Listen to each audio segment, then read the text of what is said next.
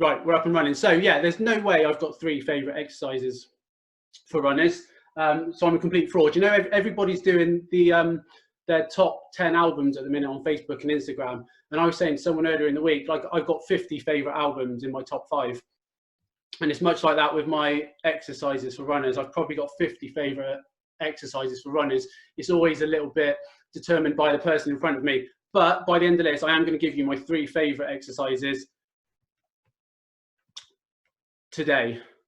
So these are subject to change, okay? So if you ask me tomorrow, they may be different, but these 3 exercises that we're going to get to, they are everyday exercises for runners. They're ones that I refer to all the time. They're 3 different areas, 3 key areas, and 3 exercises that I believe if you all did, you would need me or my equivalent far less. I'm not going to go into things like reps and sets and things like that, because again, that's always dependent on the condition. So it would massively vary from rehab to performance, for example. We will talk on each of them. We'll talk about bridging that gap between rehab and performance. But for today, we won't worry too much about the reps and sets. I came across this analogy fairly recently. What I say to people a lot of the time, because I think we all obsess about reps and sets. If we imagine, we're all runners in this room, if we imagine running is our main meal, that's our main meal of the day, that's the thing that we look forward to the most, treat all these exercises as your snacks. Or if you're in pain, treat them as your paracetamol. Instead of reaching for a paracetamol every 4 hours, do a set of these exercises every 4 hours. And instead of reaching for the Jaffa cakes every 4 hours, do a set of these exercises every 4 hours. And that way, instead of people feeling overwhelmed by rehab or exercise and thinking they always have to be going and getting their gym gear on, finding their gym equipment, if we just chip away at them throughout the day and get them done, we have the same effect as 45 minutes in the gym. So let's go into it. I think everyone in the room knows me, but again, these are all the ways you can contact me afterwards if you want to, or if you've got anything to add or anything that didn't make sense. I thought I was going to get lynched after last week's webinar, actually, with the foam rolling stuff. But so far, maybe it's because of the social distancing that I've not been lynched. Maybe I'm just counting my chickens when we're all free. Maybe I have to go into hiding. But anyone who's got any questions or anything, just throw them at me any way you want. Twitter's still my favorite, if I'm honest, but very few people seem to use Twitter. But yeah, any way you want to contact me is absolutely fine. So most common running related injuries are knee down. You can see the stats are like they're stacked really highly going down from the knee, which makes perfect sense when we look at the loading pattern later on. So the first thing we're going to look at, and again, I will explain, I have copped out a little bit here. So if you'll allow me, instead of looking at, we are going to get to 3 specific exercises, but I want to talk about 3 specific movements or muscle groups on our path to those exercises. So the stretch shortening cycle, which some of you will have come across, some of you won't. The stretch shortening cycle is hugely important in runners. It's one of the reasons I always talk about, and again, we touched on it last week, about how stretching a muscle has limited positive impact for us runners, particularly in the lower limb. So if we go back up a stage, we can see the lower leg or knee down is around 50%, or what is it, 60% of the injuries go from knee to ankle. The calf muscle, the calf complex, works on a stretch shorten cycle. So we want it to stretch and then shorten to explode us forward, which is why we don't stretch it as much as you would think we would. So when people present with an Achilles tendon issue, they'll often tell me that they've got a really tight Achilles tendon. And I always say, thank God for that, because you want it to be tight, because you want it to load and explode further forward. So the key muscle group we're going to look at, this is exercise 1. And I know at least someone in the room is working hard on their soleus muscle currently. Really underutilized clinically, really underutilized in the gym. Very rarely do I see someone who presents and says they've been doing soleus work. If they've been doing calf work, And again, very few people actually truthfully do calf work in the gym or as part of their strength work. They would generally be hitting the gastrocnemius, so this kind of belly muscle. Whenever people grab their calf muscle, they grab the belly muscles of their calf. That's your gastrocnemius. Just below that, we've got the soleus. So on the screen, we've got the kind of white portion that feeds into the Achilles and then wraps around the heel into the plantar fascia. So people will have had plantar fasciitis, the foot pain, or Achilles tendinopathies. Soleus muscle is hugely important in that area. When we're running, it will take up to 8 times body weight. There was some brilliant research a few years ago, papers called Muscle Forces during running, so 8 times body weight going through the soleus muscle. And if we go across all the muscle groups of running, that was by far the highest.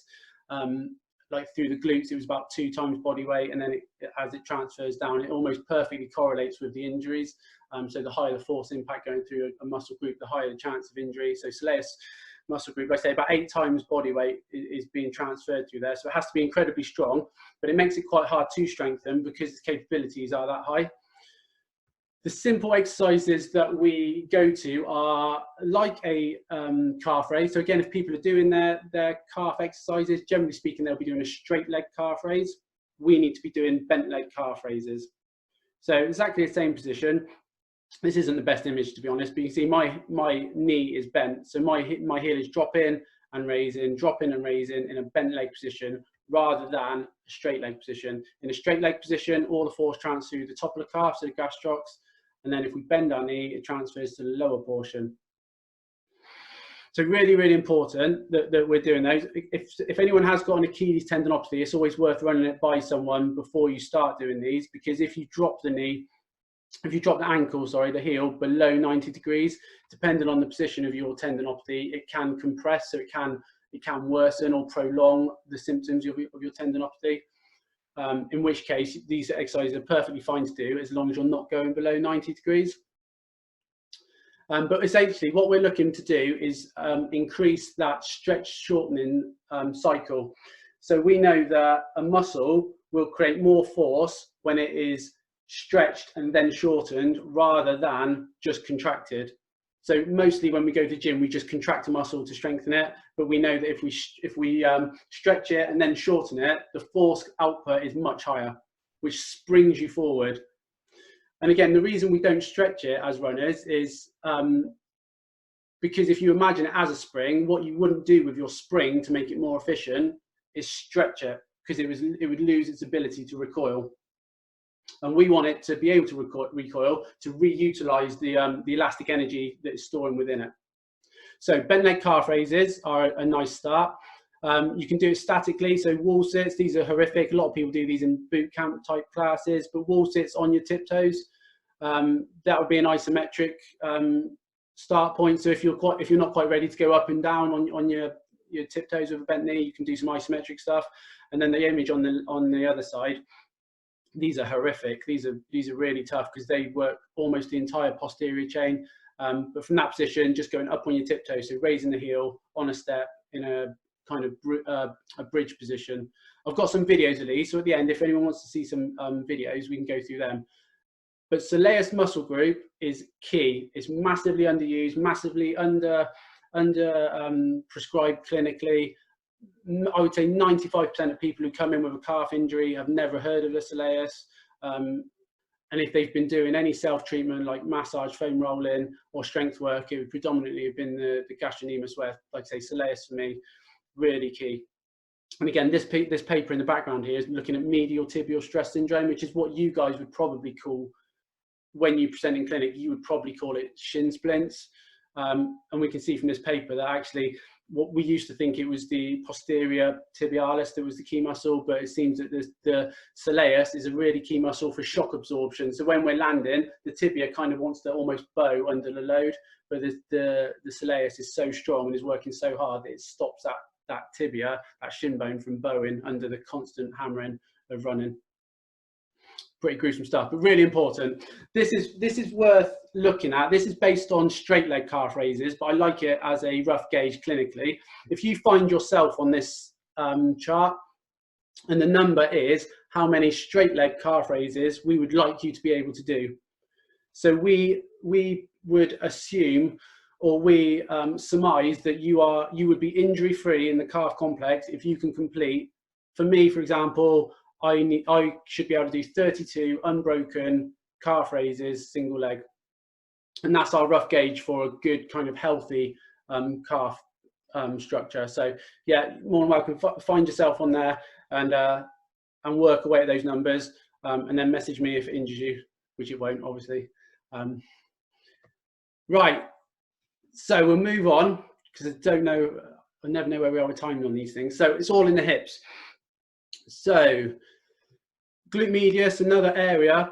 I will get to an exercise with this, but again, it's just a hugely important area to do a lot of work with glute medius, much more than with the glute max, the bigger glutes. The glute medius is this kind of guy in the side. If you kind of place your hands just around your hips, your thumb will be on the glute medius, generally speaking. Does lots and lots of things. It's similar in makeup to your deltoid in the shoulder, in that it's got fibers at the front and fibers at the back, and the fibers at the front do one or two things. They bring the arm in and forward. Fibers at the back take the arm out and backwards. Same with glute medius. Lots of you will have had a gait analysis at some point, and will have watched yourself on a treadmill, and everyone hates that. Everyone always says, I can't believe that's how I run, but it really is. But one thing that quite often flags up is what the hips are doing. And it's not unusual for someone to present and say, I've had a gait analysis, my hips are dropping.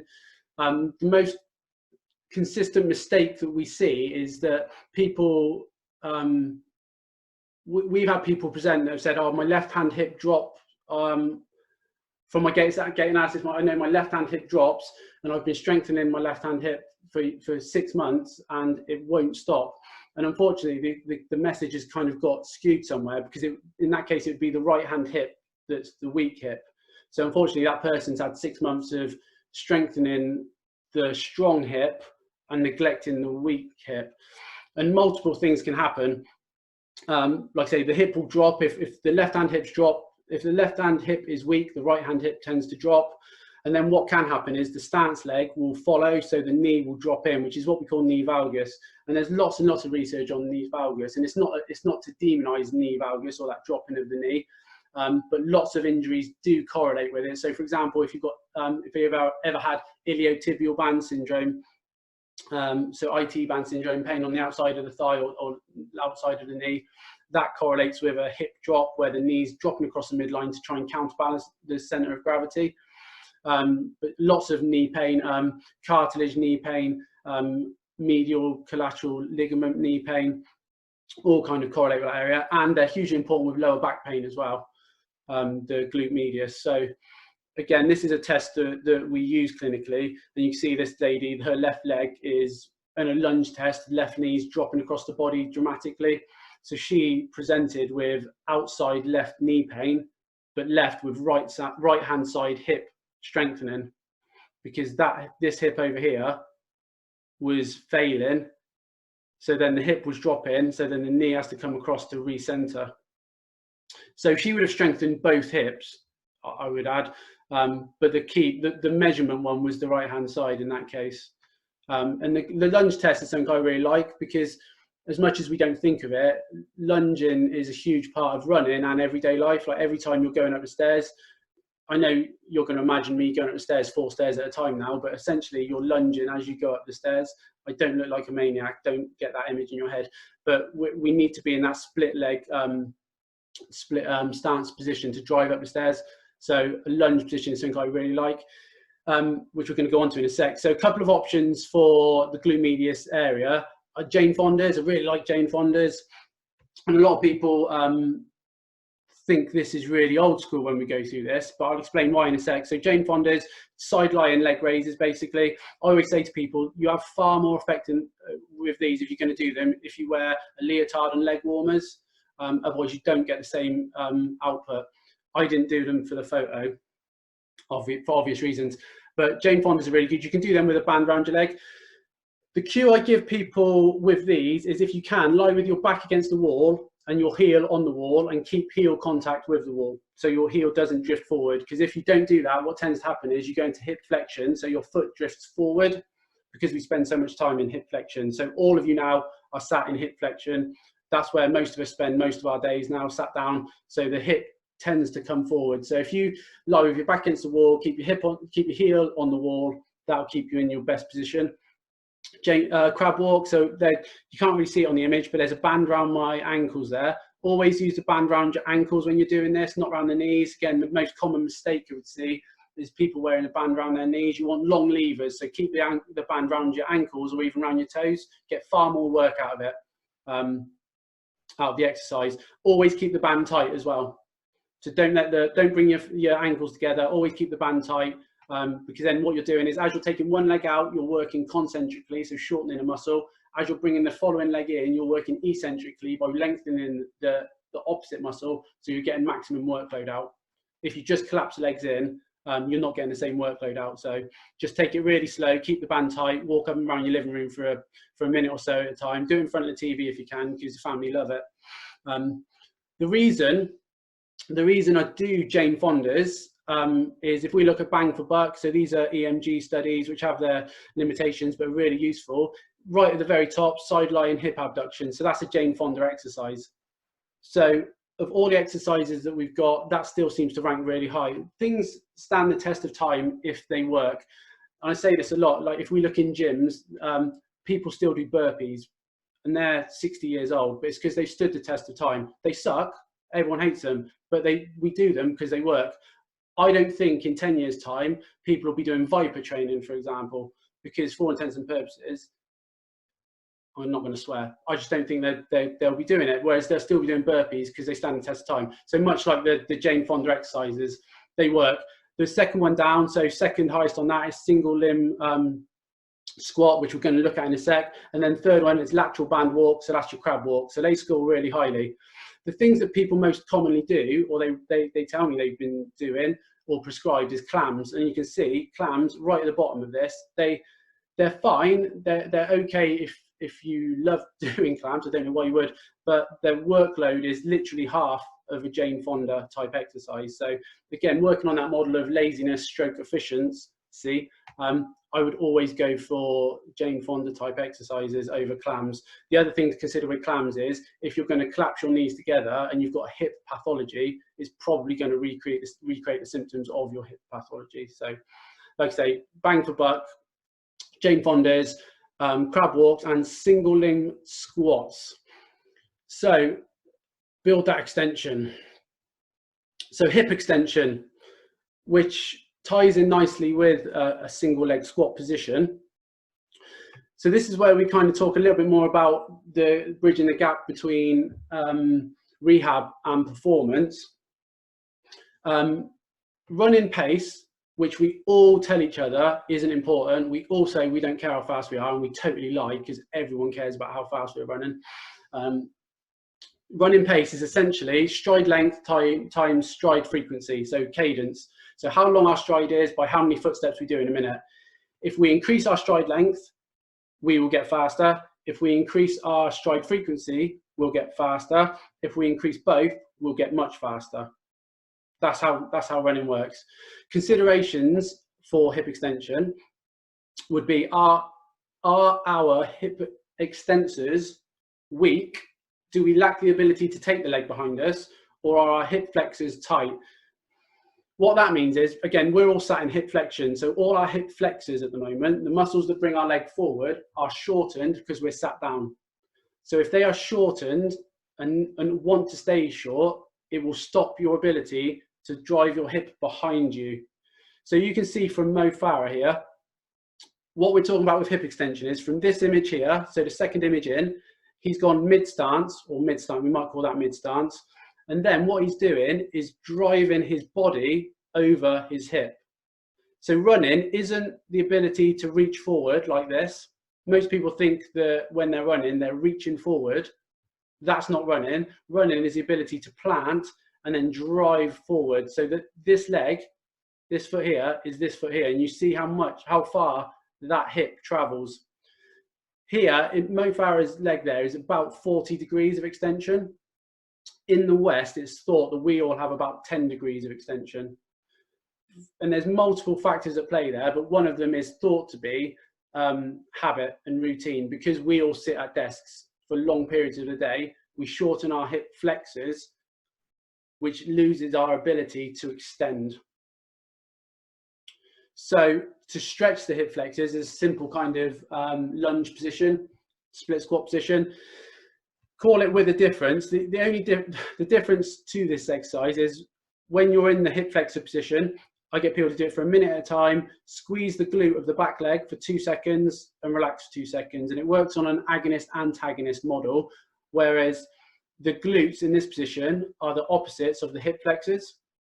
So if you squeeze your glutes maximally for 2 seconds, your hip flexors, in theory, will switch off neurologically for 2 seconds. So you're just increasing the workload. Again, lazy or efficient, somewhere in the middle. But if we squeeze for 2 seconds, relax for 2 seconds through the glutes, we're gonna do multiple things. We're gonna switch off the hip flexor, which is the primary aim. We're also gonna wake up the glutes at the back if you've got weak glutes, which odds are you haven't. There's lots of terms going around them about gluteal amnesia and the like, which doesn't really exist, but still people like doing their glute exercises. So it's a neuromuscular exercise where you're activating the glutes to switch off the hip flexor. So hip extension options, again, if anyone was in last week, we looked at the lunge matrix last week, which I'm sure you've all been doing religiously ever since. So that is a hip extension exercise. So you can use it as a warm-up. Neuromuscular and neuroplasticity are fancy words of saying repetition. So you can do them with low-level weights, like a reverse lunge. I'll show you some of these in a second. So neuroplasticity is a change in the brain, really. It's kind of the more you do something, the better you get at it. It's what we would naturally call muscle memory. So you would call it muscle memory. Sort of a little further up the chain, we call it neuroplasticity. You can use it as a cardiovascular exercise. So again, something like the reverse lunges with the tea towel on the floor really gets the heart rate up. So we'll have a look at those. Strength, we're going to look at Bulgarian split squats, which are another horrific exercise that I love. I love giving you guys, not love doing myself. And then power, so the difference between strength and power, which we can touch upon as well. So we'll look at some videos in a second, but to summarize, today, today, my top 3 exercises for runners are Soleil single leg raises, which again, we've got that table at the start, which you can start chipping away towards that figure to see if you can get close to your recommended range. Bulgarian split squats, which I'll show you a video of, and crab walk. So Bulgarian split squats to work on that extension and the extension and strength, and then crab walks as a hip stabilization exercise. But I would say, this is my disclaimer, it's liable to change tomorrow. Feel free to email me if that's the case. So I will wrap up with you on mute, and then we'll have a look at some exercises. So shall we? Let me unmute you all.